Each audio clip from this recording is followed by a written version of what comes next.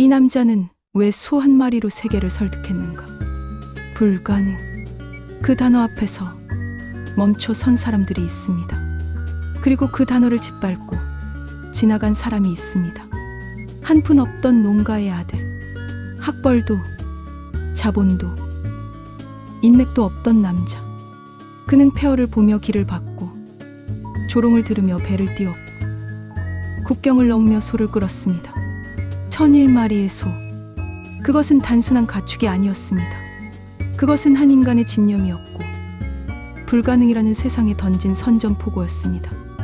오늘 우리는 정주영이라는 이름 뒤에 숨겨진 한 인간의 외로움, 고집, 그리고 광기 같은 도전을 따라갑니다.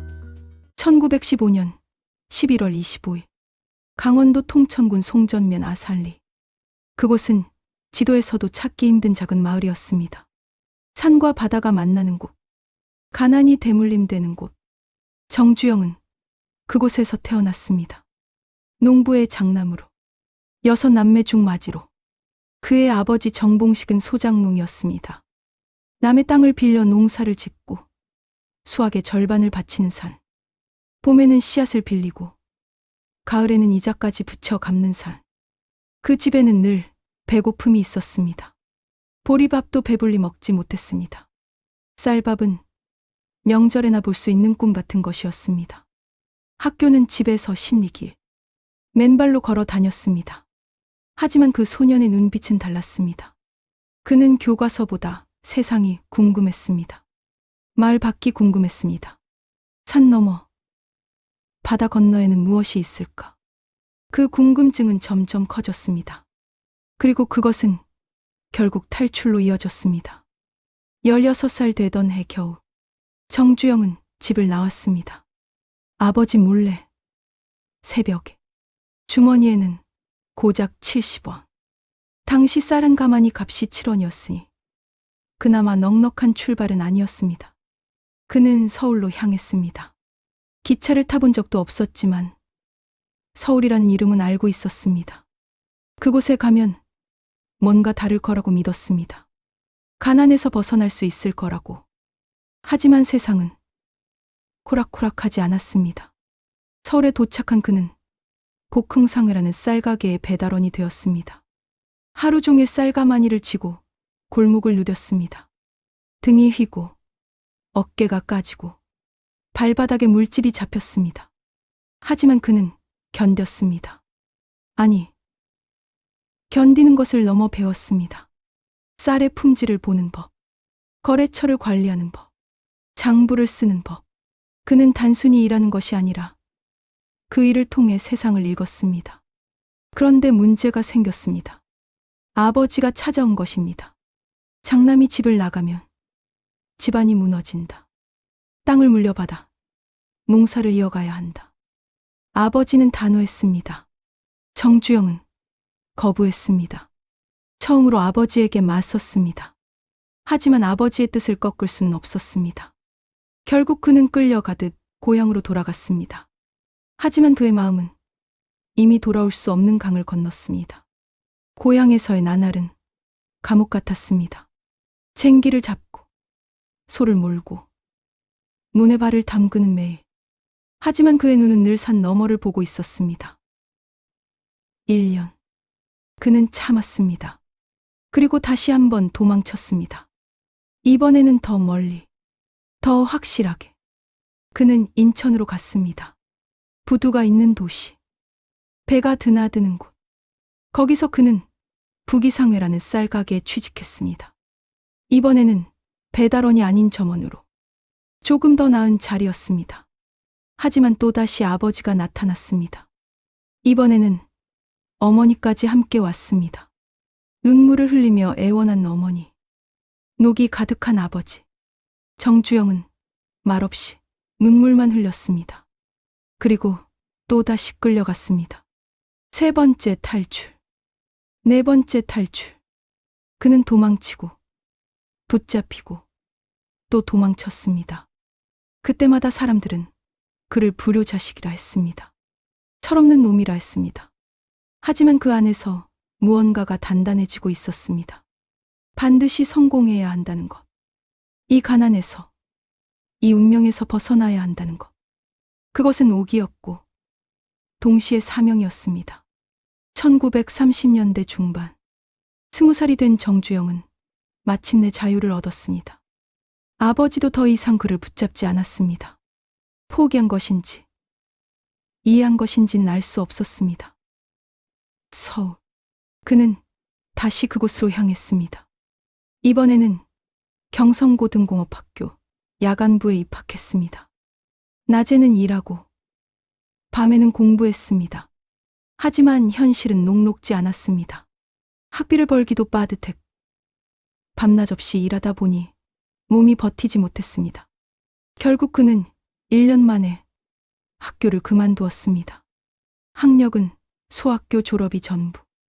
그것이 그의 공식 학력이 되었습니다. 훗날 세계적 기업의 회장이 되어서도 그는 초등학교 졸업장 하나만을 가지고 있었습니다. 하지만 그는 학교를 그만두면서 더 큰 학교에 들어갔습니다. 바로 세상이란 학교. 그는 경성에 이곳저곳을 떠돌았습니다. 토목, 현장, 자동차 정비소, 부두의 인력시장.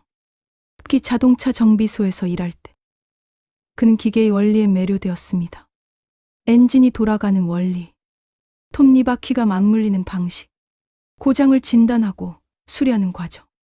그는 밤낮으로 자동차를 만졌습니다.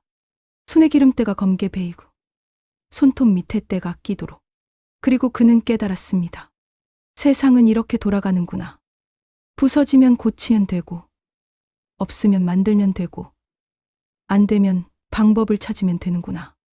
그 깨달음은 훗날 그의 경영 철학이 되었습니다. 1937년 22살의 정주영에게 기회가 왔습니다. 그는 경일상회라는 작은 쌀가게를 인수했습니다. 빌린 돈 3,000원으로 드디어 자신의 사업, 자신의 이름을 건 간판. 그는 미친 듯이 일했습니다.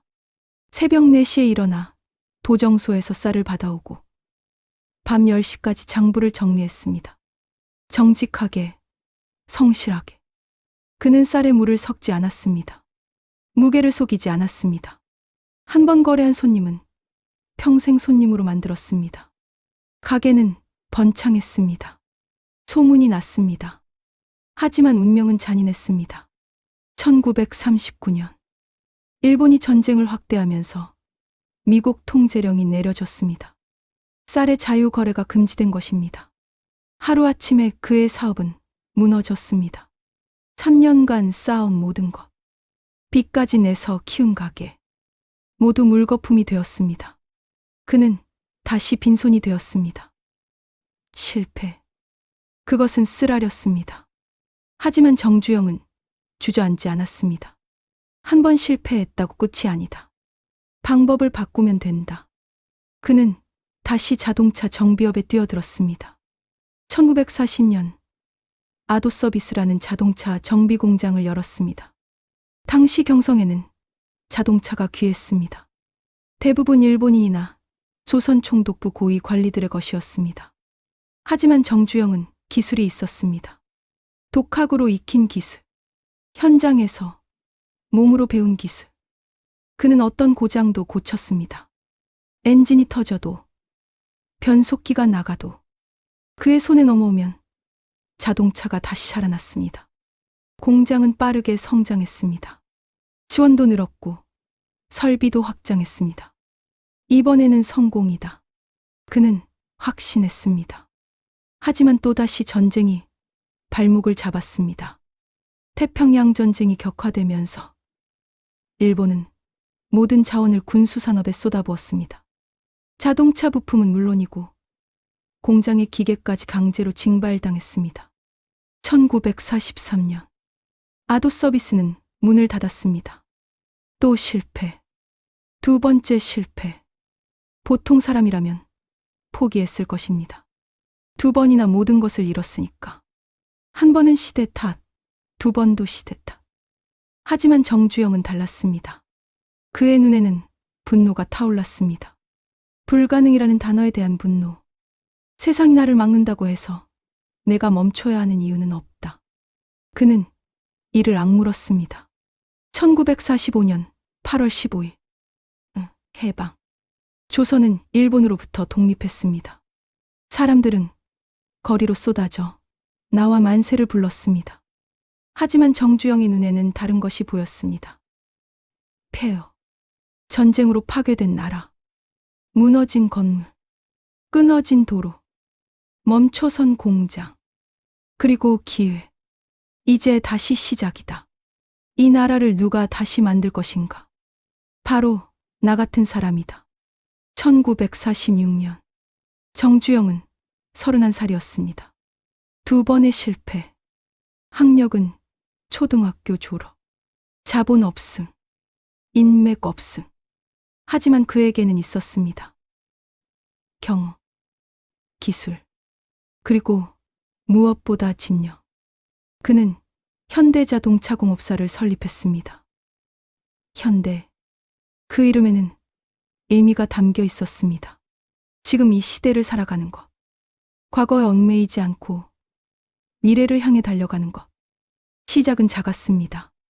직원 5명. 작은 공장 하나. 하지만 정주영의 눈빛은 달랐습니다. 사람들은 비웃었습니다. 조선 사람이 자동차를 만든다고. 미국도, 일본도 못한대. 하지만 정주영은 개의치 않았습니다. 해본 사람이 없으니까 안 된다는 말도 근거가 없다. 하지만 현실은 냉혹했습니다. 자동차 사업은 쉽게 풀리지 않았습니다. 부품이 없었고 기술이 부족했고 자본이 모자랐습니다. 그는 방향을 틀었습니다. 건설. 전쟁으로 파괴된 나라는 모든 것을 다시 지어야 했습니다. 도로, 다리, 건물. 이것이다. 정주영은 확신했습니다. 1947년 현대토건사를 설립했습니다. 하지만 또 문제가 있었습니다. 건설 경험이 전무했던 것입니다. 자동차는 만져봤어도 건물을 지어본 적은 없었습니다. 사람들은 다시 비웃었습니다. 정비공이 건설을 한다고? 말도 안 된다. 하지만 정주영은 자동차도 기계고 건물도 원리가 있다. 원리를 알면 만들 수 있다. 그렇게 생각했습니다. 그는 밤낮으로 공부했습니다. 토목 교과서를 독학했습니다. 현장을 누비며 몸으로 배웠습니다. 그리고 첫 공사를 따냈습니다. 서울 신당동의 작은 건물 공사. 그는 직접 삽을 들고 현장에 섰습니다. 인부들과 함께 땀을 흘렸습니다. 사람들은 놀랐습니다. 사장이 현장에 나와? 하지만 정주영에게는 당연한 일이었습니다. 내가 어떻게 돌아가는지 알아야 문제가 생겨도 고칠 수 있다. 공사는 성공적이었습니다.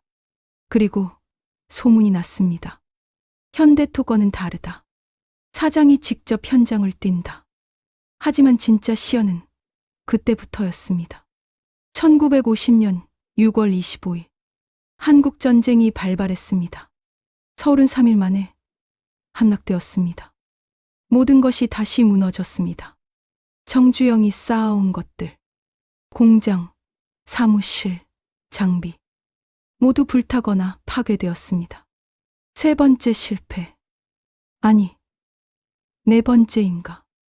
다섯 번째인가? 이제 세기도 힘들었습니다. 그는 부산으로 피난을 갔습니다. 좁은 피난민 수용소. 하루하루 낀 일을 걱정해야 하는 산. 35살의 정주영은 다시 한번 밑바닥에 섰습니다.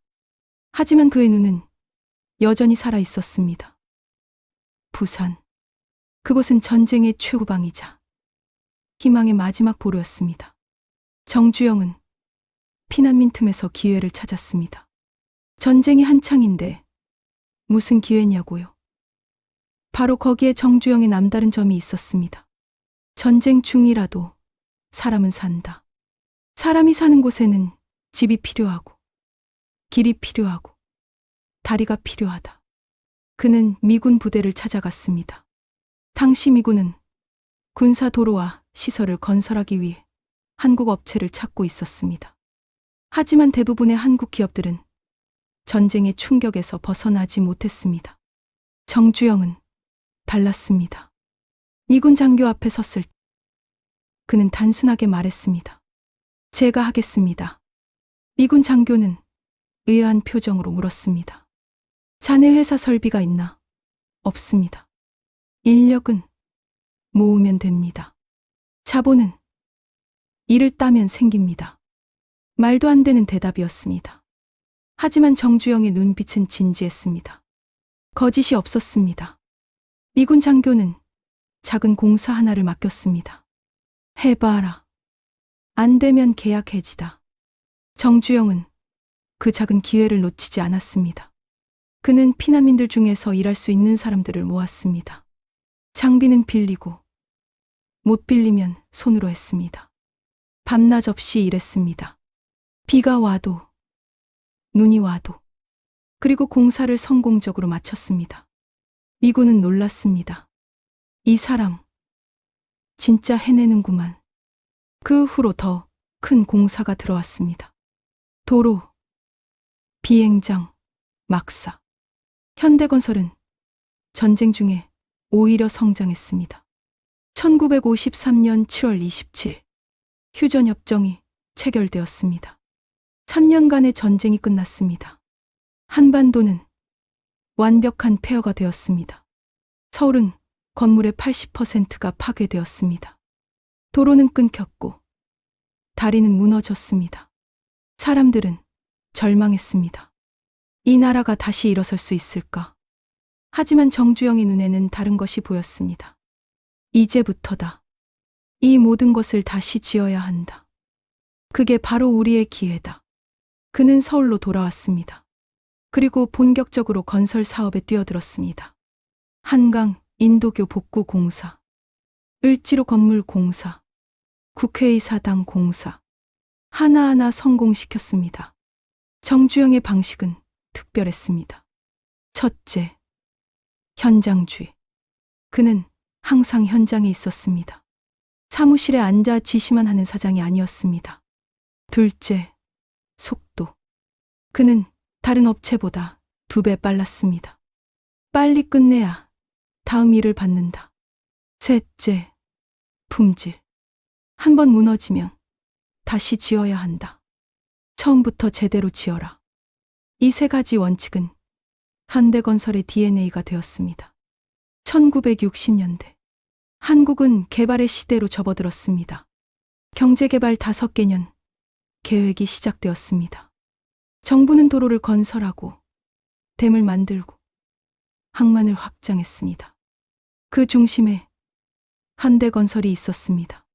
소양 강대, 경부고속도로, 울산공업단지, 하나같이 대한민국 역사에 남을 프로젝트. 하지만 정주영은 만족하지 않았습니다. 국내만 할 거냐? 세계로 나가야 한다. 사람들은 고개를 저었습니다. 아직 우리 기술이 부족합니다. 선진국들과 경쟁할 수 없습니다. 하지만 정주영은 단호했습니다. 해보지도 않고 어떻게 아나? 나가봐야 안다. 1965년 정주영은 태국 파타니나라티왓 고속도로 입찰에 참가했습니다. 한국 기업 최초의 해외 수주 도전이었습니다. 입찰장에 들어간 정주영 일행을 본 외국 기업 대표들은 서로 얼굴을 마주보며 웃었습니다. 한국에서 왔다고? 한국이 어디 있는 나라지? 전쟁 끝난 지 얼마나 됐다고 벌써. 노골적인 조롱이었습니다. 하지만 정주영은 담담히 프레젠테이션을 시작했습니다. 그의 제안서는 간결했습니다. 화려한 수사도 과장된 약속도 없었습니다. 대신 이렇게 말했습니다. 우리는 전쟁의 폐허를 복구한 경험이 있습니다. 없는 것에서 만들어낸 경험이 있습니다. 우리는 할 수 있습니다. 심사위원들은 고개를 갸우뚱했습니다. 그리고 결과가 나왔습니다. 탈락. 예상된 결과였습니다. 하지만 정주영은 포기하지 않았습니다. 그는 다시 도전했습니다. 1968년 베트남 전쟁 중이던 베트남에서 미군이 고속도로 건설 입찰을 공고했습니다. 위험한 지역이었습니다. 전쟁 중인 나라. 총알이 빗발치는 곳. 유럽과 미국의 큰 건설사들도 꺼리는 프로젝트였습니다. 하지만 정주영은 과감히 뛰어들었습니다. 위험하다는 것은 경쟁이 적다는 뜻이다. 그리고 마침내 낙찰. 베트남 캄란만 군수지원기지 건설공사. 한국 기업 최초의 해외 수주였습니다. 정주영은 직접 베트남으로 날아갔습니다. 지원들과 함께 전쟁터 한가운데서 공사를 진행했습니다. 밤에는 총소리가 들렸습니다. 낮에는 포탄이 떨어졌습니다. 하지만 공사는 멈추지 않았습니다. 정주영은 현장에서 직원들에게 말했습니다. 우리 여기서 성공하면 세계가 우리를 다시 볼 것이다. 그리고 그는 약속을 지켰습니다. 공사는 예정보다 빨리 끝났습니다. 품질은 기준을 초과했습니다. 미군은 감탄했습니다. 한국인들, 대단한데? 소문이 퍼졌습니다. 현대건설이라는 한국 회사가 있다. 전쟁 중인 베트남에서도 완벽하게 공사를 해냈다. 그 후로 중동의 문이 열렸습니다. 1970년대. 중동은 오일 붐으로 건설 러시가 일어났습니다. 사우디아라비아, 쿠웨이트, UAE. 온통 공사판이었습니다. 하지만 여기에도 문제가 있었습니다. 중동 국가들은 한국을 몰랐습니다. 한국 기업을 신뢰하지 않았습니다. 1976년 정주영은 사우디아라비아 주베일 항만 공사 입찰에 참가했습니다. 15억 달러 규모. 당시로서는 천문학적 금액이었습니다. 입찰 조건 중에는 이런 것이 있었습니다. 유사 프로젝트 수행 경험. 정주영에게는 없었습니다. 중동에서 이 규모의 항만을 지어본 경험이. 하지만 그는 포기하지 않았습니다. 그는 한국에서 진행했던 울산항 공사 사진과 자료를 가져갔습니다. 그리고 이렇게 말했습니다. 우리는 아무것도 없는 곳에서 이것을 만들었습니다. 사우디도 할 수 있습니다. 심사위원들은 고개를 저었습니다. 규모가 다르다. 환경이 다르다. 기술이 부족하다. 그때 정주영은 한 가지 제안을 했습니다. 계약금 없이 시작하겠습니다. 만약 우리가 제대로 못하면 그때 계약을 파기해도 됩니다. 파격적인 제안이었습니다. 말도 안 되는 제안이었습니다. 하지만 정주영은 진심이었습니다. 그리고 그 진심이 통했습니다. 낙찰. 주베일 항만 공사는 정주영의 인생에서 가장 큰 도박이었습니다. 실패하면 현대건설이 무너질 수도 있는 프로젝트였습니다. 그는 한국에서 3,000명의 인력을 사우디로 보냈습니다. 자신도 현장에 상주했습니다. 사막의 뜨거운 햇볕 아래서 인부들과 함께 땀을 흘렸습니다. 공사는 순탄하지 않았습니다. 50도를 넘나드는 폭염, 모래, 폭, 문화적 차이, 수많은 어려움이 있었습니다. 하지만 정주영은 멈추지 않았습니다. 불가능이란 말을 입에 담지 않았습니다. 그리고 마침내 공사를 완료했습니다. 예정보다 빨리, 예산보다 적게. 세계가 놀랐습니다. 한국이라는 작은 나라의 기업이 중동 최대 규모의 항만을 완성했다. 그 후로 현대건설은 중동의 주요 건설사가 되었습니다. 고속도로, 공항, 발전소, 중동 곳곳에 현대건설의 흔적이 남았습니다. 1970년대 말, 정주영은 또 다른 도전에 나섰습니다. 조선어, 배를 만드는 사업. 사람들은 또 비웃었습니다. 배 한 척 만들어 본 적 없는 사람이 조선소를 짓겠다고? 말도 안 된다. 하지만 정주영은 이미 결정했습니다. 그는 울산 앞바다의 작은 어촌마을 미포를 선택했습니다. 그리고 그곳에 조선소를 짓기 시작했습니다. 문제가 있었습니다. 조선소를 짓는 데 필요한 자금을 빌려줄 곳이 없었습니다. 은행들은 고개를 저었습니다. 담보가 없다. 경험이 없다. 너무 위험하다. 정주영은 영국의 바클레이 은행을 찾아갔습니다. 그리고 지갑에서 500원짜리 지폐를 꺼냈습니다. 당시 500원권 지폐에는 거북선이 그려져 있었습니다. 정주영은 그 지폐를 은행 간부에게 보여주며 말했습니다. 우리 조상들은 이미 400년 전에 철갑선을 만들었습니다. 그 후손인 우리가 배를 못 만들 이유가 없습니다. 단순한 논리였습니다. 어떻게 보면 황당한 논리였습니다. 하지만 정주영의 눈빛에는 확신이 있었습니다. 그리고 기적이 일어났습니다. 은행이 돈을 빌려준 것입니다. 정주영은 그 돈으로 조선소를 지었습니다. 그리고 세계 최초로 조선소를 짓는 동시에 배를 건조하기 시작했습니다. 보통은 조선소를 먼저 완공하고 배를 만드는데 정주영은 동시에 진행했습니다. 미친 짓이었습니다. 하지만 정주영에게는 시간이 없었습니다. 빨리 배를 만들어야 다음 주문을 받을 수 있었습니다. 1974년 첫 번째 배가 진수식을 올렸습니다. 26만 톤급 유조선. 세계가 또 한 번 놀랐습니다. 그 후 현대중공업은 세계 최대의 조선소가 되었습니다. 1980년대 말 정주영은 70대 중반이 되었습니다. 대부분의 사람들은 이 나이에 은퇴를 준비합니다. 손주를 보며 여생을 보낼 준비를 합니다. 하지만 정주영은 달랐습니다. 그는 여전히 새로운 도전을 꿈꾸고 있었습니다. 그리고 그 도전은 뜻밖의 곳에서 시작되었습니다. 북한. 1989년 1월. 북한 당국이 정주영의 고향 방문을 허가했다는 소식이 전해졌습니다. 정주영은 흥분했습니다. 고향. 74년 만에 돌아가는 고향. 강원도 통천. 그곳은 이제 북한 땅이 되어 있었습니다. 분단 이후 한 번도 가본 적 없는 곳. 부모님의 묘소가 있는 곳. 어린 시절의 추억이 고스란히 남아있는 곳. 하지만 정주영의 머릿속에는 단순히 고향 방문 이상의 것이 있었습니다. 그는 북한을 사업의 기회로 보았습니다. 아니, 그보다 더 큰 무언가를 보았습니다. 북한에는 값싼 노동력이 있었습니다. 풍부한 지하 자원이 있었습니다. 그리고 무엇보다 개발되지 않은 땅이 있었습니다. 전쟁 이후 50년간 멈춰 있던 땅. 정주영은 금강산 개발을 구상했습니다.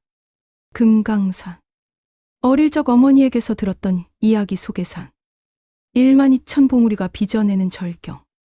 그곳을 관광지로 만들겠다는 꿈. 하지만 현실의 벽은 높았습니다. 남북 관계는 여전히 경색되어 있었습니다. 휴전 이후 반세기가 지났지만 총소리는 멈췄어도 적대감은 그대로였습니다. 정부는 부정적이었습니다. 북한과의 사업은 위험하다. 정치적으로 민감하다. 경제적으로도 불확실하다. 주변 사람들도 반대했습니다. 임원들은 고개를 저었습니다. 회장님, 위험합니다. 북한을 믿을 수 없습니다. 돈만 날릴 겁니다. 가족들도 걱정했습니다. 아버지, 이제 쉬셔야 하지 않습니까? 이미 충분히 하셨습니다. 건강도 생각하셔야 합니다. 하지만 정주영은 이미 결심했습니다. 그의 눈빛은 흔들리지 않았습니다. 마치 16살에 처음 집을 나설 때처럼, 22살에 처음 사업을 시작할 때처럼. 1998년 봄, 정주영은 82살이 되었습니다. 몸은 예전 같지 않았습니다. 걸음걸이가 느려졌고 계단을 오르는 것도 힘들어졌습니다. 하지만 그의 의지만큼은 여전히 강철 같았습니다. 그는 북한 방문을 준비했습니다. 단순한 방문이 아니라 역사에 남을 방문으로 만들고 싶었습니다. 그러기 위해서는 무언가 상징적인 것이 필요했습니다. 정주영은 밤새 고민했습니다. 무엇을 가져갈 것인가? 돈인가? 아니다. 돈은 차갑다. 기계인가? 아니다. 기계는 무겁다. 그러다 문득 떠올랐습니다. 소. 그렇다. 소였습니다. 정주영은 16살 때 아버지의 소를 팔아 집을 나왔습니다. 그 소 한 마리의 값이 70원.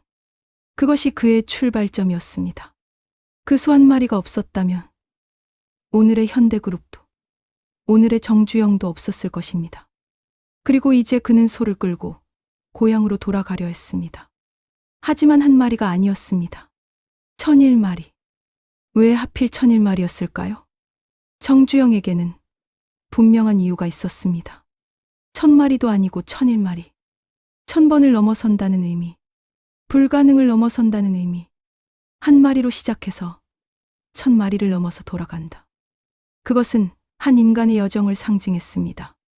가난에서 시작해서 성공으로, 남쪽에서 북쪽으로, 과거에서 미래로. 임원들은 당황했습니다. 소를 1001마리나 끌고 간다고요? 어떻게요? 판문점은 좁은데 어떻게 소 1000마리를 넘깁니까? 하지만 정주영은 이미 결정했습니다.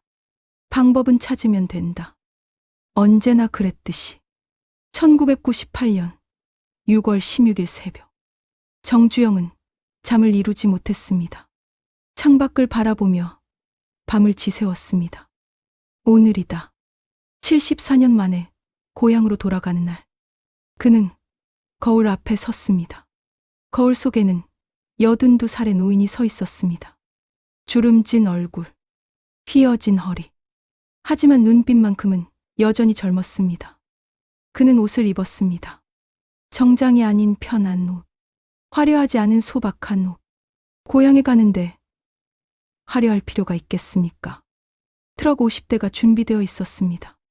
각 트럭마다 소 10마리씩. 총 500마리. 나머지 501마리는 10월에 보내기로 했습니다. 소들은 건강한 암소들이었습니다. 젖을 짜고 송아지를 낳을 수 있는 소들. 단순히 고기가 되는 소가 아니라 북한 사람들이 키우고 번식시킬 수 있는 소들. 정주영은 트럭에 올랐습니다. 맨 앞 트럭에. 그는 직접 소떼를 이끌고 싶었습니다. 트럭 행렬이 출발했습니다. 서울에서 판문점까지. 그 길은 정주영에게 특별한 의미가 있었습니다. 이 길을 따라 전쟁이 벌어졌고 이 길을 따라 분단이 고착되었습니다. 길가에는 사람들이 모여 있었습니다.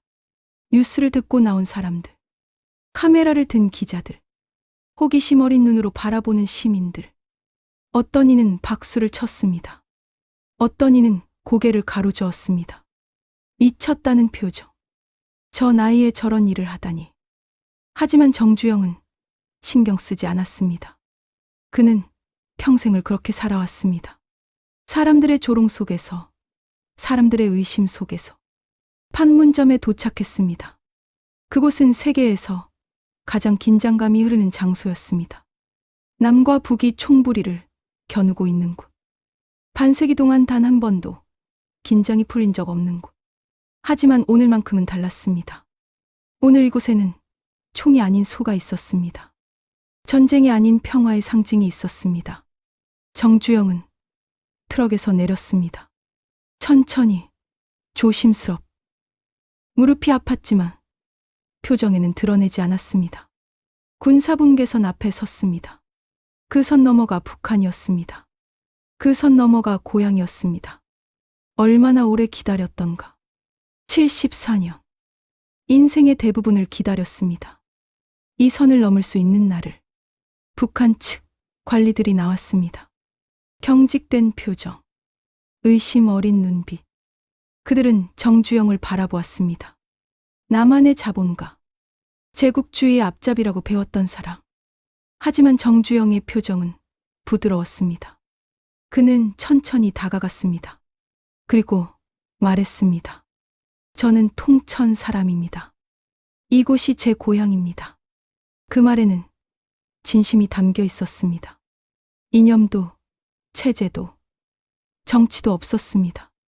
그저 한 사람의 향수만 있었습니다. 소들이 움직이기 시작했습니다. 천천히, 조심스럽. 군사분계선을 넘어 남에서 북으로 그 광경을 세계가 지켜보았습니다. 시에는 카메라가 돌아갔습니다. BBC 기자가 중계했습니다. 일본, 중국, 유럽의 언론들이 촬영했습니다. 500마리의 솥대가 국경을 넘는 모습. 그것은 단순한 가축 운송이 아니었습니다. 그것은 역사였습니다. 그것은 평화의 메시지였습니다. 정주영도 그 선을 넘었습니다. 74년 만에 82살의 나이에 발을 디딘 순간 그는 멈췄습니다. 그리고 땅을 내려다보았습니다. 이 땅, 내가 태어난 땅, 내가 뛰어놀던 땅. 눈물이 흘렀습니다. 억누를 수 없는 눈물. 평생을 강철같이 살아온 사람의 눈에서 눈물이 흘렀습니다. 통천으로 가는 길, 트럭은 천천히 움직였습니다. 정주영은 창밖을 바라보았습니다. 74년 만에 보는 풍경. 하지만 낯설었습니다. 기억 속의 그곳이 아니었습니다. 산은 그대로였습니다. 하지만 집들은 달랐습니다. 길도 달랐습니다. 사람들의 옷차림도, 표정도 달랐습니다. 아이들이 길가에서 손을 흔들었습니다. 호기심 어린 눈으로 남한에서 온 할아버지를, 솥대를 끌고 온 이상한 할아버지를. 정주영은 손을 흔들어 답했습니다. 아이들의 얼굴에서 자신의 어린 시절을 보았습니다. 배고팠던 시절, 꿈 많았던 시절. 드디어 고향 마을에 도착했습니다. 송전면 아산리. 정주영이 태어난 곳. 하지만 그가 기억하는 집은 없었습니다. 초가집이 있던 자리에는 다른 건물이 서 있었습니다. 논과 밭이 있던 곳도 변해 있었습니다. 다만 산은 그대로였습니다. 어릴 적 바라보던 그 산, 도망가고 싶어 했던 그 산 너머. 정주영은 천천히 걸었습니다. 마을을 걸었습니다. 기억을 더듬으며 여기가 우리 집이었나? 저기가 학교 가는 길이었나? 마을 사람들이 나왔습니다. 낯선 노인을 바라보았습니다. 그가 누군지는 알고 있었습니다. 솥대를 끌고 온 남한의 정주영. 하지만 그들에게 정주영은 여전히 남한 사람이었습니다. 같은 말을 하고 같은 피를 나눴지만 반세기의 분단이 그들을 나눠 놓았습니다. 정주영은 그것이 슬펐습니다. 같은 고향 사람인데, 같은 하늘 아래 태어났는데 서로가 서로에게 이방인이 된 현실. 그는 부모님의 묘소를 찾았습니다. 마을 뒷산에, 잡초가 우거진 곳에 무릎을 꿇었습니다. 아픈 무릎을 참으며. 그리고 절을 올렸습니다. 74년 만에 올리는 절. 아버지, 어머니, 불효자 주영입니다. 이제야 왔습니다. 너무 늦었습니다. 용서하십시오.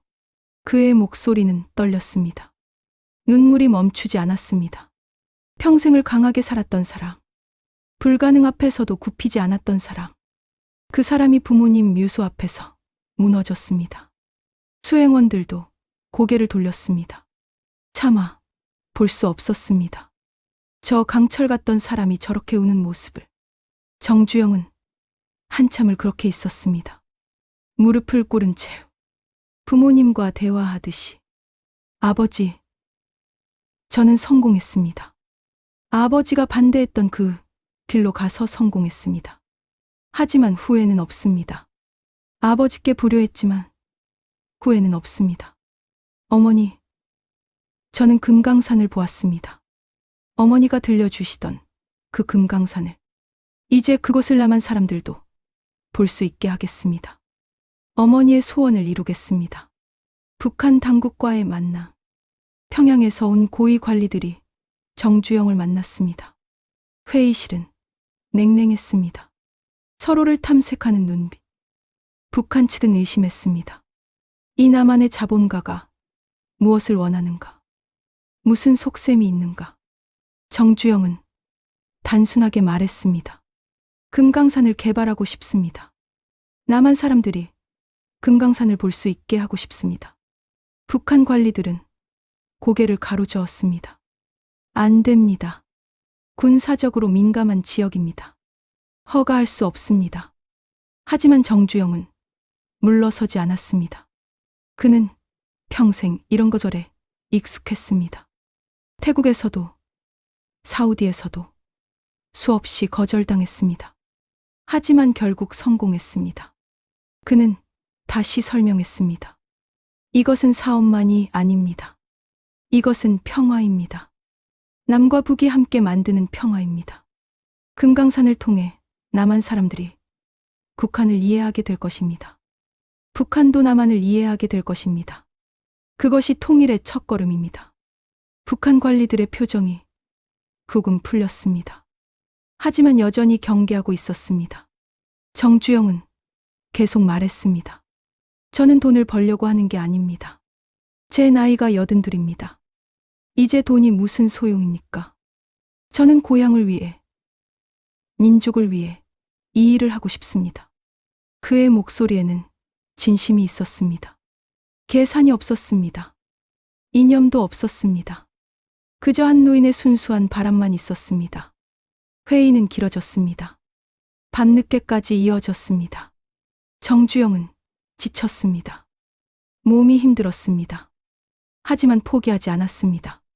마침내 북한 측이 입을 열었습니다. 검토해 보겠습니다. 시범적으로 허가를 고려해 보겠습니다.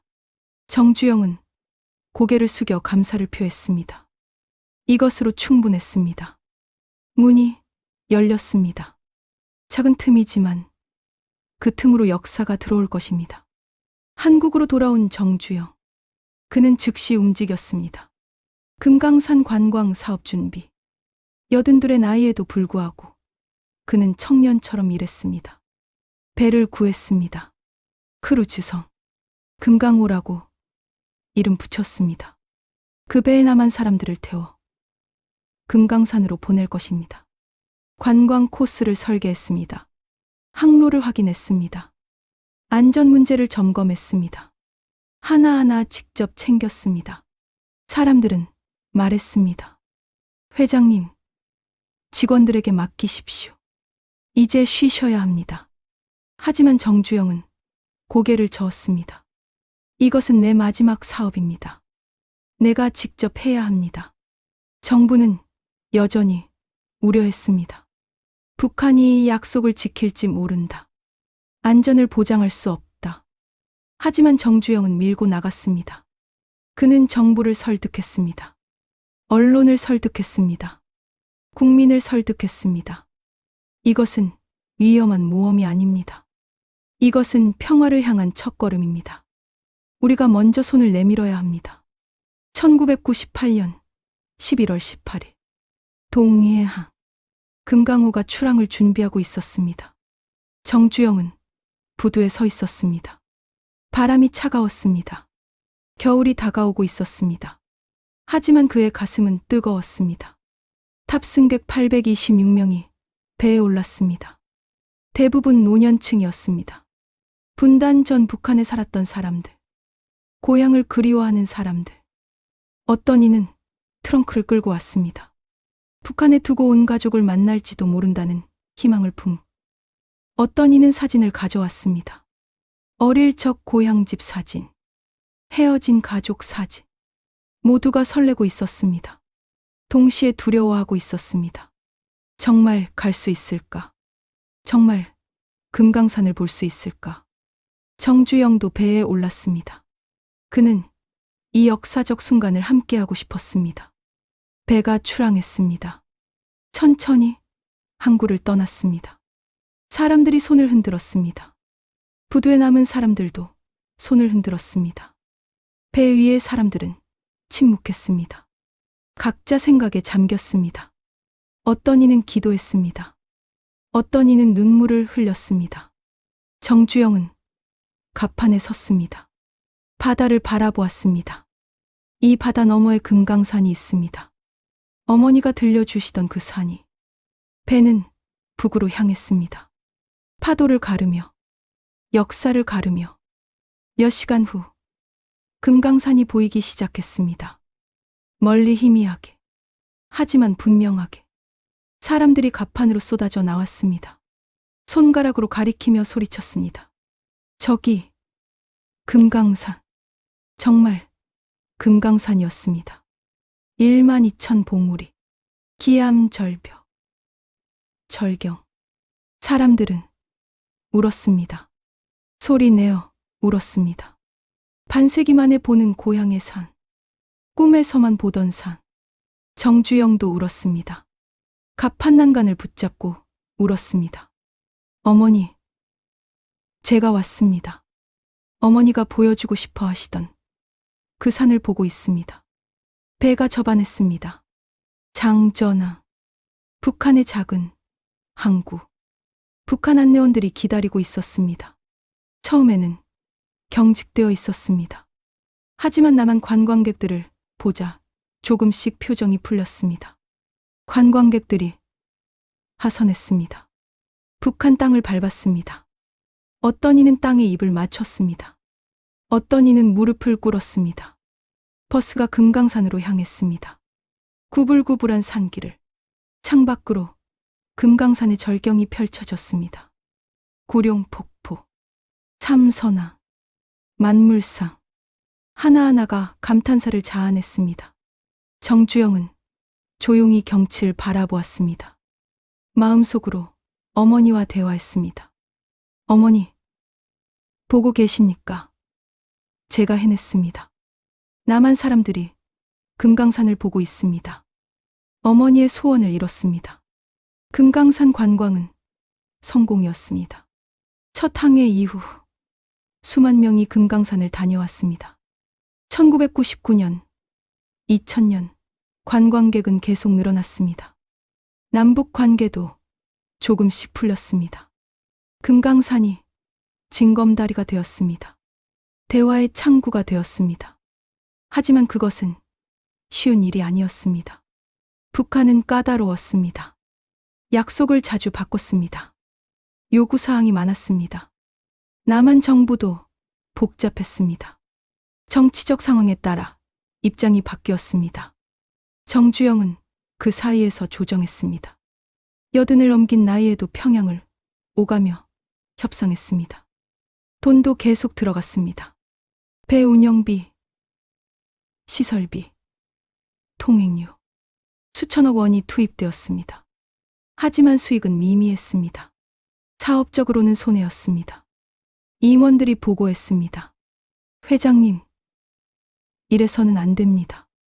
계속 적자입니다. 정주영은 대답했습니다. 알고 있다. 하지만 계속한다. 왜 그랬을까요? 왜 손해를 보면서도 계속했을까요? 그것은 돈의 문제가 아니었기 때문입니다. 사업의 문제가 아니었기 때문입니다. 그것은 정주영의 유언이었습니다. 마지막 꿈이었습니다. 그는 살아생전에 통일을 보고 싶었습니다. 금강산 관광이 통일의 씨앗이 되기를 바랐습니다. 그래서 그는 돈을 쏟아부었습니다. 80이 넘은 나이에도 현장을 뛰었습니다. 소 1001마리 사건. 그것은 정주영의 모든 것을 압축한 사건이었습니다. 그의 창의성. 누가 소를 가지고 국제 외교를 하겠습니까? 누가 가축으로 평화를 말하겠습니까? 그의 상징적 사고. 소 한 마리로 시작한 인생을 소 1001마리로 완성하는 것. 그것은 시시였습니다. 그것은 예술이었습니다. 그의 진심. 돈이 아닌 마음으로 움직이는 것. 이익이 아닌 신념으로 밀고 나가는 것. 그리고 무엇보다 그의 도전 정신. 80이 넘은 나이에도 새로운 일을 시작하는 것. 불가능이라는 말을 끝까지 거부하는 것. 세계는 정주영을 다시 보았습니다. 이 노인 누구인가? 어떻게 이런 일이 가능한가? 뉴욕타임스는 썼습니다. 정주영은 조선의 마지막 전사다. 그는 평화를 위해 싸우는 전사다. 타임지는 표현했습니다. 그는 아시아의 전설이다. 불가능을 가능으로 만드는 전설. 하지만 정주영은 그런 칭찬에 관심이 없었습니다. 그는 다만 묵묵히 일했습니다. 금강산 관광이 계속되도록, 남북 교류가 이어지도록. 그는 알고 있었습니다.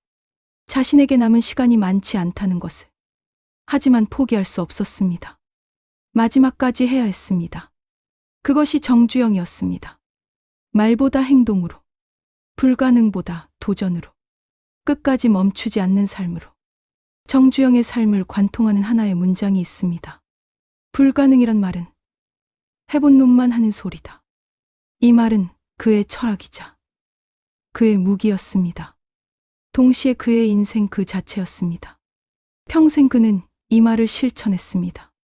사람들이 불가능하다고 말할 때 그는 시도했습니다. 사람들이 위험하다고 말할 때 그는 도전했습니다. 사람들이 포기하라고 말할 때 그는 버텼습니다. 왜 그랬을까요? 왜 그는 그렇게까지 불가능과 싸웠을까요? 그것은 아마도 그의 출발점 때문이었을 것입니다. 가난, 학인력, 자본, 인맥, 모든 것이 없었던 출발. 세상은 그에게 말했습니다. 너는 안 된다. 내 위치는 여기다. 너는 농부의 아들이다. 하지만 그는 받아들이지 않았습니다. 그는 증명하고 싶었습니다. 출발점이 운명을 결정하지 않는다는 것을. 의지와 노력이 더 중요하다는 것을. 불가능은 사실이 아니라 편견이라는 것을. 그래서 그는 평생을 일했습니다. 하루 16시간씩. 일요일도 없이. 휴가도 없이. 명절도 없이. 직원들이 힘들다고 하면 그는 말했습니다. 내가 더 일한다. 내가 늙었지만 너희보다 더 일한다. 그것은 빈말이 아니었습니다. 실제로 그랬습니다. 80이 넘어서도 그는 새벽 5시에 일어나 현장으로 갔습니다. 건설 현장을, 조선소를, 공장을 돌아다녔습니다. 어느 겨울날 울산 조선소에서 있었던 일입니다. 영하 10도의 추위, 눈보라가 몰아치는 날이었습니다. 직원들은 작업을 중단하려 했습니다. 너무 춥습니다. 위험합니다. 하지만 정주영이 현장에 나타났습니다. 70이 넘은 나이에 눈보라 속을. 그는 현장복을 입고 직접 작업에 참여했습니다. 용접기를 들고 철판을 옮기고. 직원들은 놀랐습니다. 회장님이 저러시는데 우리가 어떻게 쉴 수 있습니까? 모두가 다시 일을 시작했습니다. 추위 따위는 잊었습니다. 저 노인의 열정 앞에서 추위는 부끄러운 변명이었습니다. 사람들은 물었습니다. 왜 그렇게 일하십니까? 이미 충분히 부자가 되셨는데. 이제 쉬셔도 되는데. 정주영은 답했습니다. 돈 때문이 아닙니다. 나는 일하는 것이 좋습니다. 무언가를 만드는 것이 좋습니다. 그에게 일은 단순한 돈벌이가 아니었습니다. 그것은 존재의 이유였습니다. 살아있음을 확인하는 방법이었습니다. 호흡이었습니다. 정주영의 경영 철학은 독특했습니다. 그것은 학교에서 배운 것이 아니었습니다. 책에서 읽은 것도 아니었습니다. 오직 현장에서, 실패에서, 경험에서 배운 것이었습니다. 첫째, 현장주의. 그는 서류보다 현장을 믿었습니다. 보고서보다 자기 눈을 믿었습니다. 회의실보다 공사장을 선호했습니다. 임원들이 보고서를 가져오면 그는 물었습니다. 직접 가봤어? 눈으로 확인했어? 만약 직접 보지 않았다고 하면 그는 화를 냈습니다. 보지도 않고 어떻게 아나? 가서 직접 봐. 그리고 자신도 직접 봤습니다. 사우디 사막에도, 베트남 전쟁터에도, 알래스카 동토에도. 그는 말했습니다. 현장에 답이 있다. 문제도 현장에 있고 해결책도 현장에 있다. 둘째, 속도. 그는 느린 것을 극도로 싫어했습니다. 회의가 길어지면 짜증을 냈습니다. 결정은 빠르게, 시행은 즉시. 그것이 그의 방식이었습니다. 어느 날 회의가 3시간째 이어지고 있었습니다. 임원들이 이것저것 따지고 있었습니다. 위험 요소를, 가능성을, 확률. 정주영이 벌떡 일어났습니다. 그리고 말했습니다. 그만하자. 더 이상 회의는 필요 없다. 해보면 된다. 안 되면 그때 고치면 된다. 회의는 끝났습니다. 그리고 다음날 실행이 시작되었습니다. 그의 논리는 간단했습니다. 회의하는 시간에 일을 시작하면 이미 절반은 끝난다. 생각보다 행동이 빠르다. 셋째, 도전. 그는 안전한 것을 택하지 않았습니다. 항상 더 크고, 더 더 위험한 것을 택했습니다. 왜냐하면 그곳에 기회가 있었으니까. 임원들이 안전한 프로젝트를 제안하면 그는 고개를 저었습니다. 그런 것은 다른 회사도 한다. 우리는 남들이 못하는 것을 해야 한다. 주베일 항만공사도 그랬습니다. 15억 달러 규모. 당시 현대건설 전체 자산의 몇 배. 실패하면 회사가 무너질 수도 있는 프로젝트. 임원들이 반대했습니다. 너무 위험합니다. 규모가 너무 큽니다. 하지만 정주영은 밀고 나갔습니다. 크니까 기회다. 위험하니까 경쟁이 적다. 그리고 성공했습니다. 넷째, 사랑. 그는 학력을 보지 않았습니다. 경력을 중요하게 여기지 않았습니다. 대신 열정을 보았습니다. 의지를 보았습니다. 자신처럼 배고픈 눈빛을 가진 사람을 택했습니다. 어느 날 한 청년이 찾아왔습니다. 고등학교만 졸업한 청년. 이력서도 제대로 쓰지 못하는 청년. 인사팀은 거절하려 했습니다. 학력이 안 됩니다. 경력도 없습니다. 하지만 정주영이 그 청년을 직접 만났습니다. 그리고 물었습니다. 왜 우리 회사에 들어오고 싶은가? 청년은 대답했습니다. 저도 회장님처럼 되고 싶습니다. 가난을 벗어나고 싶습니다. 성공하고 싶습니다. 정주영은 그 청년을 채용했습니다. 그리고 말했습니다. 저 청년의 눈을 봤나? 배고픈 눈이야. 저런 눈을 가진 사람이 일을 한다. 그 청년은 후에 현대건설의 임원이 되었습니다. 이런 철학은 때로 무모해 보였습니다. 때로 위험해 보였습니다. 실제로 위험했습니다. 1997년 외환위기. 대한민국 경제가 무너지던 그해 현대그룹도 큰큰 타격을 받았습니다. 과도한 차입 경영, 너무 많은 투자, 빚이 산더미처럼 쌓였습니다. 위기가 왔을 때 버티기 힘들었습니다. 은행들이 돈줄을 끊었습니다. 채권단이 압박했습니다. 사람들은 말했습니다. 봐라. 정주영의 방식은 위험하다. 결국 무너진다. 속도만 중시하고 안전을 무시한 결과다. 언론도 비판했습니다. 문어발식 확장, 무리한 투자, 현대그룹의 위기는 자초한 것이다. 하지만 정주영은 굴하지 않았습니다. 그는 여든이 넘은 나이에도 은행을 찾아다녔습니다. 무릎을 꿇었습니다. 채권단을 설득했습니다. 저에게 시간을 주십시오. 저는 평생 빚을 갚으며 살았습니다. 이번에도 갚겠습니다. 그는 구조조정을 진행했습니다. 아픈 결정들을 내렸습니다. 직원들을 내보내야 했습니다. 사업을 축소해야 했습니다. 그것은 칼로 자기 살을 베는 것 같았습니다. 평생 키운 것들을 잘라내는 것. 하지만 그는 해냈습니다. 그리고 버텼습니다. 현대는 무너지지 않았습니다. 물론 완벽하지는 않았습니다. 외환위기 이후 현대그룹은 쪼개졌습니다. 현대자동차, 현대중공업, 현대건설. 각자의 길을 가게 되었습니다. 정주영은 그것을 가장 아파했습니다. 평생 키운 기업이 쪼개지는 것. 하나의 현대가 여러 개로 나뉘는 것. 그는 말했습니다. 내가 너무 욕심을 부렸나? 너무 크게 키우려 했나? 하지만 곧 받아들였습니다. 시대가 변했다. 방식을 바꿔야 한다. 과거에 집착하면 미래를 잃는다. 정주영에게는 또 다른 면도 있었습니다. 정치.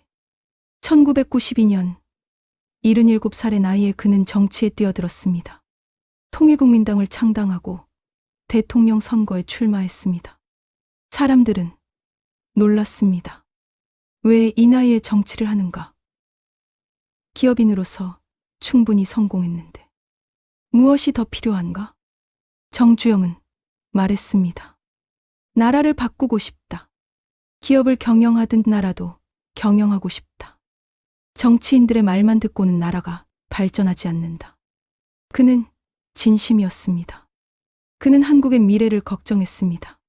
정치의 무능을 답답해했습니다. 선거운동은 치열했습니다. 정주영은 전국을 돌아다녔습니다. 공장을, 농촌을, 어촌을. 그는 연설했습니다. 화려한 수사 없이 진솔하게. 저는 여러분과 같습니다. 저도 가난한 농부의 아들입니다. 저도 배고픔을 알고 차별을 알고 좌절을 합니다. 하지만 저는 포기하지 않았습니다. 그래서 여기까지 왔습니다. 우리나라도 그렇게 할 수 있습니다. 사람들은 호응했습니다. 특히 서민들이. 그들은 정주영에게서 희망을 보았습니다. 저 사람은 우리 중 하나다. 저 사람은 우리를 이해한다. 하지만 정치는 기업과 달랐습니다. 정치는 타협이었고 계산이었고 말의 게임이었습니다. 정주영의 직선적인 방식은 정치에 맞지 않았습니다. 그는 말실수를 했습니다. 너무 솔직했습니다. 정치적 수사를 모르는 기업인의 말투. 언론이 공격했습니다. 야당이 비판했습니다. 그의 과거가 파헤쳐졌습니다. 재벌이다. 부정부패다. 독재 정권과 유착했. 정주영은 상처받았습니다.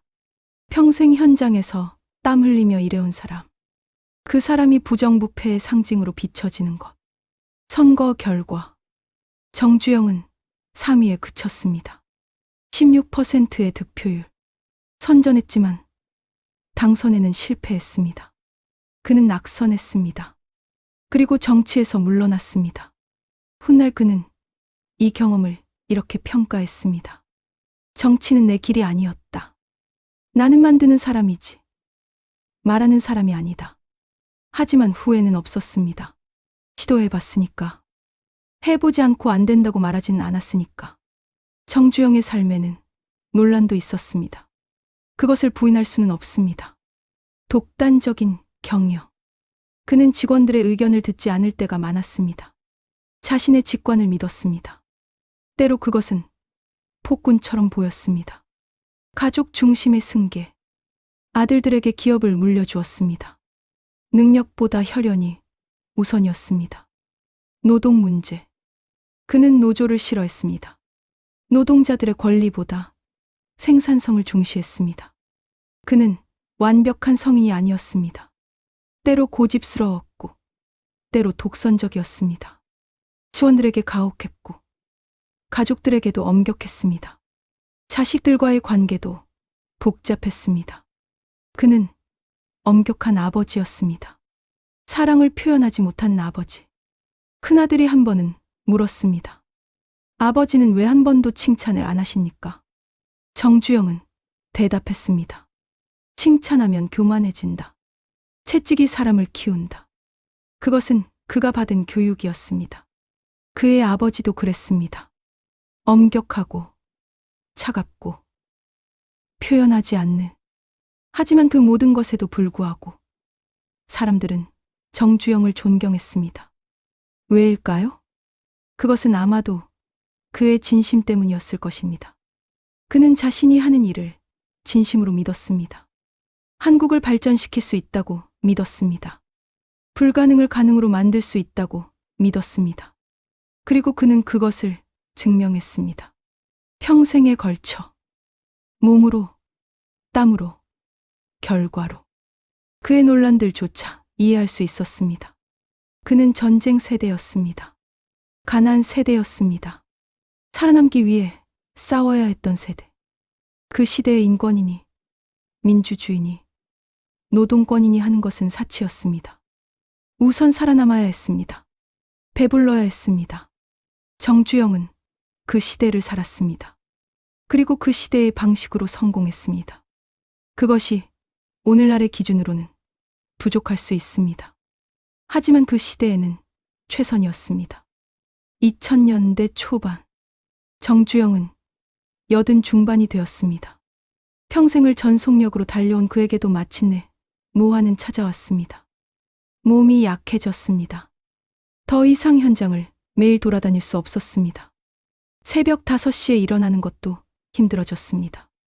계단을 오를 때면 숨이 찼습니다. 시력도 나빠졌습니다. 글씨가 잘 보이지 않았습니다. 보고서를 읽을 때 돋보기가 필요했습니다. 청력도 떨어졌습니다. 사람들이 말하는 것을 되묻곤 했습니다. 하지만 그의 정신만큼은 여전히 날카로웠습니다. 그는 여전히 회의에 참석했습니다.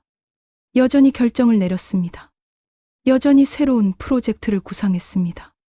주변 사람들은 말했습니다. 회장님, 이제 쉬십시오. 충분히 하셨습니다. 이제는 후배들에게 맡기십시오. 하지만 정주영은 고개를 저었습니다. 쉬는 것은 죽는 것과 같다. 나는 일하다 죽을 것이다. 쉬면 내가 무엇을 하겠나. 그의 말년은 외로웠습니다.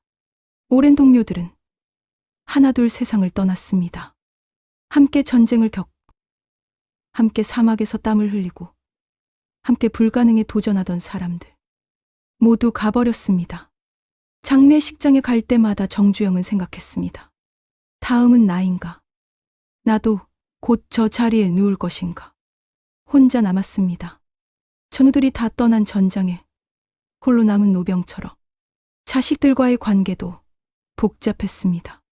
기업 승계 문제로 갈등이 있었습니다. 아들들 간의 경쟁. 누가 현대를 이어받을 것인가? 누가 더 많은 지분을 가질 것인가? 가족 간의 불화. 법정 싸움. 언론에 오르내리는 추문. 정주영은 그것을 가장 아파했습니다. 기업은 키웠지만 가족은 지키지 못했다는 자체. 아들들에게 재산을 물려줬지만 사랑은 주지 못했다는 후회. 그는 평생 일만 했습니다. 가족과 함께하는 시간이 거의 없었습니다. 아이들의 생일도 기억하지 못했습니다. 아내와 대화할 시간도 없었습니다. 이제 그 결과를 보고 있었습니다. 성공한 기업가. 하지만 실패한 아버지. 실패한 남편. 그는 때때로 혼자 통천을 생각했습니다. 어린 시절의 그 작은 마을. 가난했지만 가족이 함께였던 그때. 아버지는 엄격했지만 따뜻했던 그때. 저녁이면 가족이 모여 앉아 보리밥을 나눠 먹던 그때. 많지 않았지만 함께였던 그때. 돌아갈 수 없는 시간. 돌아갈 수 없는 곳. 정주영은 창밖을 바라보며 눈물을 흘렸습니다. 80을 넘긴 노인의 눈에서 조용히 눈물이 흘렀습니다. 2001년 초, 정주영의 건강이 급격히 나빠졌습니다. 병원을 자주 드나들었습니다. 입원과 퇴원을 반복했습니다. 의사들은 말했습니다. 쉬셔야 합니다. 더 이상 무리하시면 안 됩니다. 하지만 정주영은 듣지 않았습니다. 병실에서도 보고를 받았습니다. 서류를 검토했습니다. 결정을 내렸습니다. 직원들이 말렸습니다. 회장님, 일은 저희가 하겠습니다. 쉬십시오. 정주영은 화를 냈습니다.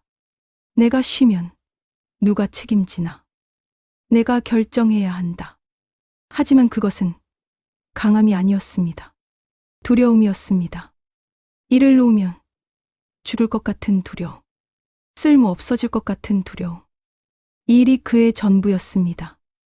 일을 빼면 남는 것이 없었습니다. 그래서 놓을 수 없었습니다. 죽는 순간까지. 2001년 3월 21일 새벽.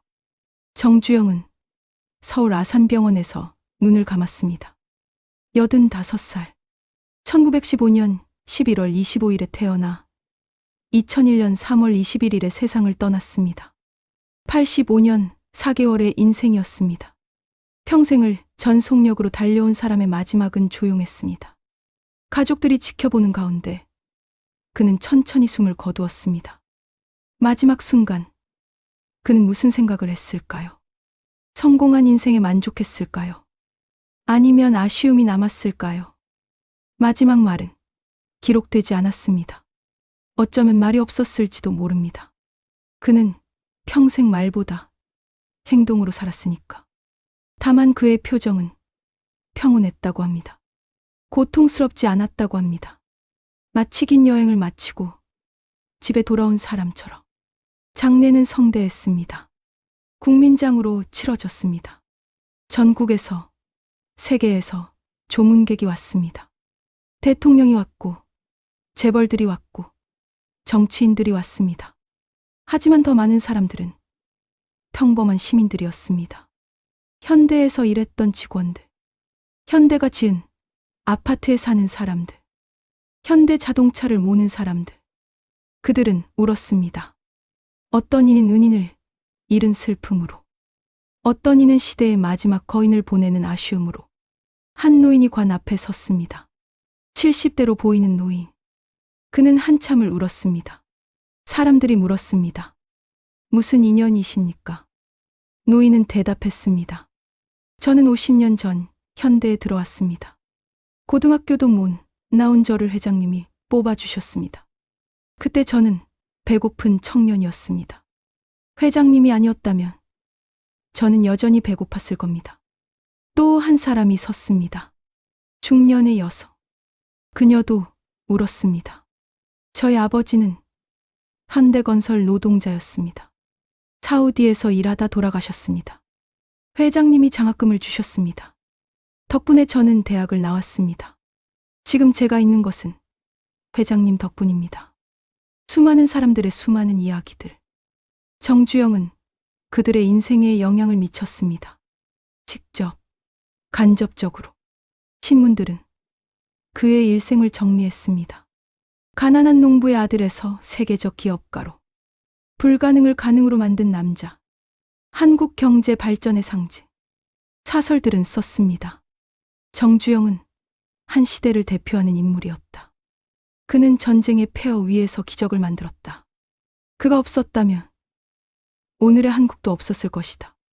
하지만 그런 거창한 표현보다 더 그를 잘 표현하는 것은 어쩌면 이것이었을지 모릅니다. 평생 쉬지 않고 일한 사람. 평생 도전을 멈추지 않은 사람. 평생 불가능이라는 말과 싸운 사람. 그의 묘소는 경기도 용인에 마련되었습니다. 고향 통천에 묻히고 싶었겠지만 분단 때문에 갈 수 없었습니다. 뮤비에는 간단한 글귀만 새겨졌습니다. 현대그룹 창업자 정주영. 1915에 2002. 그것이 전부였습니다. 화려한 수식어도 긴 업적 나열도 없었습니다. 다만 이름과 연도만. 하지만 그 단순한 뮤비 뒤에는 85년의 치열한 인생이 있었습니다. 수없는 도전과 실패, 좌절과 극복, 눈물과 환희가 있었습니다. 그것이 그의 마지막 아쉬움이었을 것입니다. 살아서도 죽어서도 고향에 갈 수 없다는 것. 하지만 그가 남긴 것은 묘소가 아니었습니다. 그가 남긴 것은 건물도 회사도 아니었습니다. 그가 남긴 것은 정신이었습니다. 태도였습니다. 삶의 방식이었습니다. 정주영이 세상을 떠난 지 20년이 넘었습니다. 세상은 많이 변했습니다. 그가 만든 기업들도 변했습니다. 현대자동차는 세계 5위권의 자동차 회사가 되었습니다. 전기차를 만들고 자율주행을 연구합니다. 정주영이 꿈꾸던 것보다 더 멀리 갔습니다. 현대중공업은 여전히 세계 최대의 조선소입니다. 하지만 이제는 배만 만들지 않습니다. 풍력발전기를, 해양 플랜트를, 로봇을 만듭니다. 현대건설은 세계 곳곳에서 공사를 하고 있습니다. 중동에서, 아시아에서, 아프리카에서. 정주영이 열어놓은 그 길을 따라. 하지만 정주영의 진짜 유산은 회사가 아닙니다. 그의 진짜 유산은 태도입니다. 불가능이라는 말을 거부하는 태도. 도전을 두려워하지 않는 태도. 실패해도 다시 일어서는 태도. 그 태도는 수많은 사람들에게 영감을 주었습니다. 가난한 집에서 태어나 꿈을 포기하려던 청년들에게. 그들은 정주영의 이야기를 들었습니다. 그리고 생각했습니다. 나도 할 수 있다. 출발점은 중요하지 않다. 사업에 실패하고 좌절하던 사람들에게 그들은 정주영을 떠올렸습니다. 그도 여러 번 실패했다. 하지만 포기하지 않았다. 나도 다시 일어설 수 있다. 나이가 들어 새로운 도전을 망설이던 사람들에게 그들은 정주영의 소 1001마리 사건을 기억했습니다. 82의 나이에도 새로운 일을 시작했다. 나이는 핑계일 뿐이다. 정주영의 삶은 말합니다. 출발점은 중요하지 않다. 중요한 것은 방향과 속도다. 학력은 중요하지 않다. 중요한 것은 배우려는 의지다. 정주영은 초등학교만 졸업했다. 하지만 평생 배웠다. 현장에서, 경험에서, 실패에서. 실패는 끝이 아니다. 끝은 포기할 때 온다. 정주영은 5번 이상 실패했다. 하지만 6번째 일어섰다. 나이는 핑계가 아니다. 중요한 것은 의지다. 정주영은 80이 넘어서도 도전했다. 불가능을 시도했다. 이런 메시지는 오늘날에도 여전히 유효합니다. 어쩌면 더 필요한지도 모릅니다. 오늘날 우리는 너무 빨리 포기합니다. 조금만 어려워도 안 된다고 말합니다. 조금만 위험해 보여도 피합니다. 한 번 실패하면 다시 일어서기 어렵다고 생각합니다. 나이 들면 새로운 것을 시작할 수 없다고 믿습니다. 하지만 정주영은 달랐습니다. 그는 어려울수록 덤볐습니다. 위험할수록 과감했습니다. 실패해도 다시 일어섰습니다. 나이 들어서도 도전했습니다. 물론 그의 방식이 항상 옳은 것은 아닙니다. 무모함과 용기는 종이 한 장 차이입니다. 도전과 무책임도 구분해야 합니다. 정주영의 방식이 오늘날에 그대로 적용될 수는 없습니다. 시대가 다릅니다. 가치관이 다릅니다. 그의 독단적 경영, 가족 승계, 노동 문제는 오늘날의 기준으로 볼 때 문제가 있습니다. 하지만 그의 정신, 그의 태도는 여전히 배울 만합니다. 불가능 앞에서 멈추지 않는 것, 도전을 두려워하지 않는 것, 실패를 받아들이고 다시 일어서는 것. 그것은 시대를 초월하는 가치입니다. 적어도 정주영은 자신의 선택에 책임을 졌습니다. 실패하면 자신이 책임졌습니다. 위험을 감수한 것도 자신이었고, 그 결과를 받아들인 것도 자신이었습니다. 그는 결코 변명하지 않았습니다. 시대 탓, 환경 탓, 남 탓하지 않았습니다. 잘 되면 직원들의 공로, 잘못되면 자신의 책임. 그리고 그는 증명했습니다. 한국 사람도 할 수 있다는 것을, 가난한 나라도 발전할 수 있다는 것을, 불가능은 없다는 것을. 오늘날 한국은 선진국입니다. IT 강국입니다. 문화 강국입니다.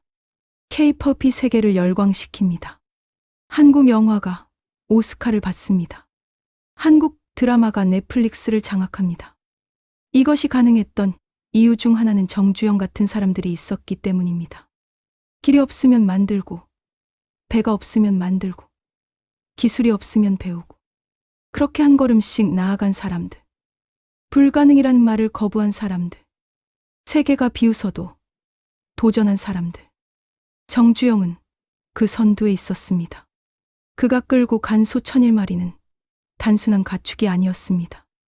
그것은 상징이었습니다. 한 마리의 소로 시작한 인생. 그것을 1000배 이상으로 키워 고향에 돌려준 인생. 가난에서 시작해서 세계로 나간 인생. 불가능이란 말을 평생 거부한 인생. 그 인생은 우리에게 묻습니다. 당신의 소 한 마리는 무엇입니까? 당신이 지금 가진 것. 작지만 소중한 그것은 무엇입니까? 당신이 불가능이라고 포기한 것은 무엇입니까? 시도도 해보지 않고 안 된다고 믿는 것은 무엇입니까? 당신이 두려워서 시도하지 못한 것은 무엇입니까? 실패가 두려워. 조롱이 두려워. 망설이는 것은 무엇입니까? 정주영은 답을 주지 않습니다. 그는 다만 자신의 삶으로 보여줄 뿐입니다. 해보라고. 부딪혀보라고. 실패해도 다시 일어서라고. 그리고 무엇보다 불가능이라는 말을 믿지 말라고. 오늘 어딘가에서 누군가는 정주영을 떠올리며 용기를 냅니다.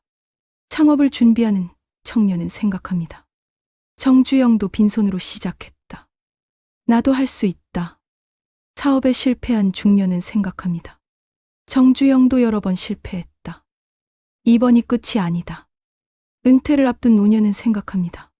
정주영은 여든의 소를 끌고 북한에 갔다. 나이는 핑계일 뿐이다. 정주영의 유산은 이렇게 살아 있습니다. 건물과 회사를 넘어 사람들의 마음속에. 그것이 진짜 유산입니다. 사라지지 않는 유산입니다. 오늘 우리가 안 된다고 말하는 그 순간, 어쩌면 정주영은 이미 소 한 마리를 끌고 길을 나섰을지도 모릅니다. 그는 말하지 않았습니다. 그는 행동했습니다. 그는 불평하지 않았습니다. 그는 만들었습니다. 그는 기다리지 않았습니다. 그는 시작했습니다. 정주영의 삶은 한편의 거대한 도전기입니다.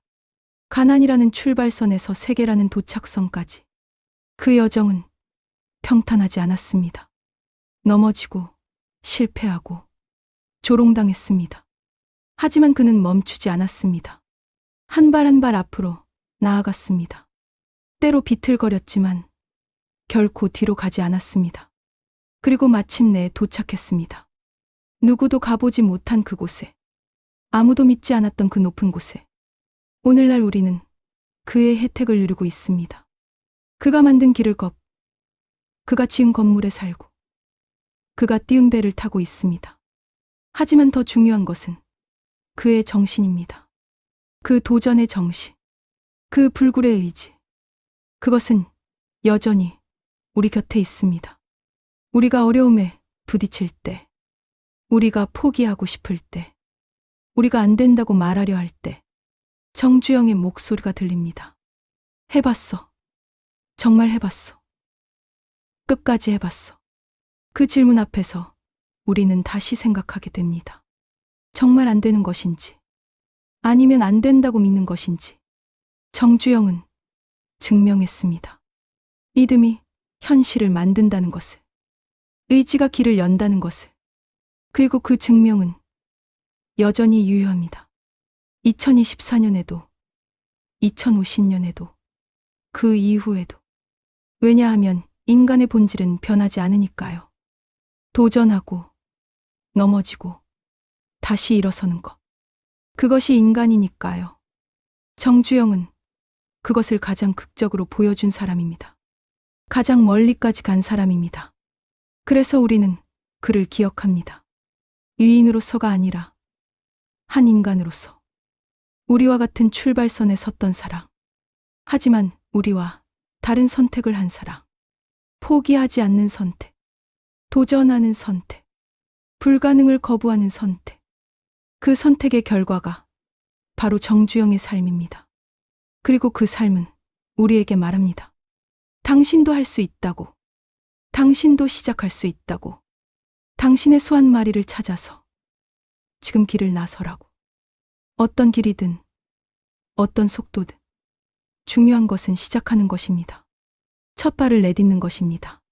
정주영도 처음에는 소 한 마리뿐이었습니다. 70원뿐이었습니다.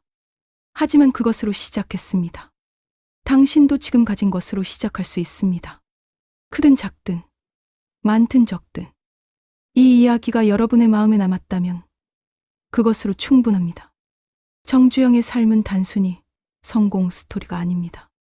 그것은 한 인간이 자신의 한계를 넘어서려 했던 치열한 기록입니다. 우리 각자에게도 넘어야 할 한계가 있습니다. 우리 각자에게도 불가능이라고 여기는 것들이 있습니다. 하지만 정주영의 삶이 보여주듯 그 불가능은 때로 우리의 상상 속에만 존재합니다. 시화하기 전에 포기한 것들입니다. 이 채널은 이런 이야기들을 계속 전할 것입니다. 포기하지 않은 사람들의 이야기, 도전을 멈추지 않은 사람들의 이야기, 정주영 같은 사람들의 이야기, 시대를 앞서간 사람들의 이야기, 불가능을 가능으로 만든 사람들의 이야기. 그 이야기가 여러분의 삶의 작은 불씨가 되길 바랍니다. 꺼져가는 열정에 다시 불을 지피는 불씨가 되길. 구독 버튼을 누르시면 더 많은 이야기를 만나실 수 있습니다. 좋아요는 이런 콘텐츠를 만드는데 큰 힘이 됩니다. 알림 설정을 하시면 새로운 이야기가 올라올 때마다 가장 먼저 만나실 수 있습니다. 하지만 무엇보다 중요한 것은 이 이야기를 듣고 난 후 여러분이 무엇을 할 것인가입니다. 정주영처럼 살라는 것이 아닙니다. 그것은 불가능합니다. 각자의 삶이 다르니까요. 시대도 다르고 환경도 다릅니다. 다만 정주영의 정신을 기억하시길 바랍니다. 안 된다는 말 앞에서 한 번 더 생각하는 것. 정말 안 되는 건지, 안 해본 건지, 불가능 앞에서 한 번 더 시도해보는 것. 실패하더라도 시도는 해보는 것. 실패해도 다시 일어서는 것. 한 번의 실패가 끝이 아니라는 것을 아는 것. 그것만으로도 충분합니다. 그것만으로도 당신의 삶은 달라질 것입니다. 여러분의 수한마리는 무엇입니까? 지금 당신이 가진 것. 작지만 소중한 것. 그것으로 시작할 수 있습니다. 여러분이 꿈꾸는 것은 무엇입니까? 불가능하다고 포기한 그것. 언젠가 하고 싶다고 미뤄둔 그. 나이가 들어서, 돈이 없어서, 시간이 없어서 포기한 그것. 정말 불가능한 걸까요? 아니면 두려운 걸까요? 지금, 바로 오늘, 그것을 끌고 길을 나서 보시는 건 어떨까요? 정주영도 처음에는 두려웠을 것입니다. 16에 집을 나설 때, 첫 사업을 시작할 때, 해외로 나갈 때, 소를 끌고 북한에 갈 때. 하지만 그는 시작했습니다. 두려움에도 불구하고. 당신도 할 수 있습니다. 작게라도, 천천히라도 시작할 수 있습니다. 그리고 언젠가 당신도 뒤돌아볼 것입니다. 그때 시작하길 정말 잘했다고. 포기하지 않길 정말 잘했다고. 정주영이 85년에 인생을 돌아보며 그랬듯이 후회 없는 산, 도전으로 가득한 산, 불가능을 거부한 산. 그것이 정주영이 우리에게 남긴 메시지입니다. 이 이야기가 당신의 인생 어딘가에 조용히 남았기를 바랍니다. 인생의 기록을 계속 듣고 싶다면 구독과 좋아요, 알림 설정으로 함께 해주세요. 다음 인생은 인생록에서 이어집니다.